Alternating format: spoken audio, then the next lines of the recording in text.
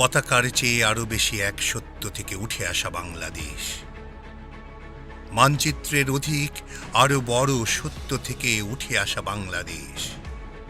এই বরেন্দ্র বদ্বীপ অহর্নিশ আমাকে জাগিয়ে রাখে প্রাণের বর্ণমালায়। এক সত্য থেকে অন্য সত্যে আমি মিশে যাই জনপদে, যেখানে মানুষ আমার দেশের মাটি মিলে মিশে একাকার হয়ে আছে সরল বিশ্বাসে।